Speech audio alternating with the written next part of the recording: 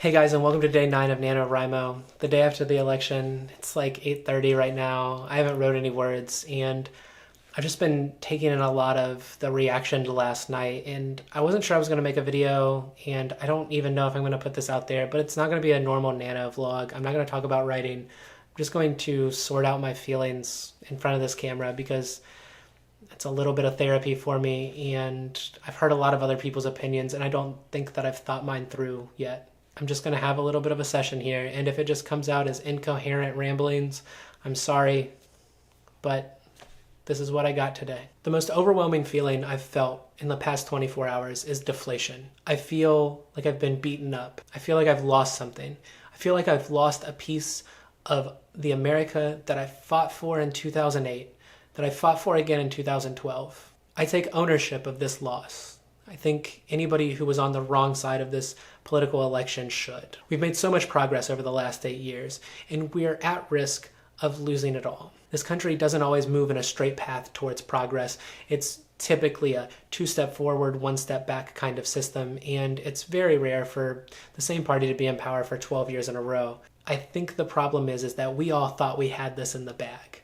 We laughed at Donald Trump. We thought he was a reality star, a crook, a failed businessman who just so happened to be worth a few $billions because daddy gave him a loan and he made his way through a real estate market, failing almost as much as he won. And we laughed at him. And we didn't worry. We said it was all going to be good. We didn't have the same kind of veracity that we had in the past. We just assumed Hillary Clinton had 30 years in office and she was definitely going to win because why wouldn't she? Trump was able to say whatever he wanted, whenever he wanted, without any kind of severe recourse. But I have to remember that the will of the individual is still strong in this country. They proved it yesterday. Remember, nobody thought they were going to win. Nobody thought that for even a second. The Republicans didn't even think that. But he motivated people. See, for whatever it's worth and however bad it was, he spoke to people's hearts and he got them scared and he gave them a reason to blame other people for their problems, and he spoke to them and he motivated them. The individual won last night. Even if they were misguided, they won because they did something that nobody thought they could do. They flipped the political institution on its head. They're rewriting the history of how to run a campaign, and it is completely insane to me that it worked, but it did. And looking back on it, it shouldn't be insane at all. They talked to people who haven't been talked to in years. People that were left behind because the Democrats thought they were in the bag. They never thought they would lose Wisconsin. They never thought they'd lose Michigan. It only takes one person to talk to them to get them thinking that they've been left behind. We have to remember from this day forward that everything starts today. We have to start fighting for what we believe in. We have to start fighting for love. We have to start fighting for respect, and we have to start fighting for empathy. I refuse to believe that over half of this country believes in the misogyny, the bigotry, the hate, and the fear that this man spewed, either through undertones or blatant words throughout this election. What we need now more than ever is action. We need to show people a better way. We need to show people how this country can be both inclusive, diverse, global, and great, because it can be all of those things. We can't let the results of this election paralyze us. We can't sit back and wait. We have to start today. We have to start fighting. Love conquers all, but it means nothing if we don't take action, and we have to take action. If you want to change the direction of this country, whether you're Republican or Democrat, if you don't believe in the fear and the hate that has taken over this political season, you can start today. Go register with your local party. Volunteer. Spread a message. Don't get into shouting matches.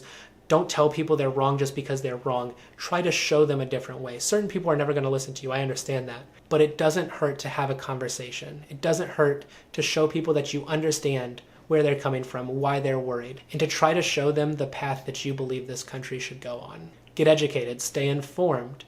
Follow local politics. They impact our daily lives to the same degree, if not more, than what the federal government does. If you're worried about the direction of this country, if you're worried about those individuals who have been targeted by the presidential-elect, get involved today. Take action today. Start ramping up for 2 years from now when we can try to take back part of the government. This isn't about us versus them. This isn't about me versus you. This isn't about the color of my skin versus the color of your skin. It's not about who I love and who you love. It's not about what God I worship and what God you worship. What this is about goodness. It's about not letting fear and hatred rule your heart.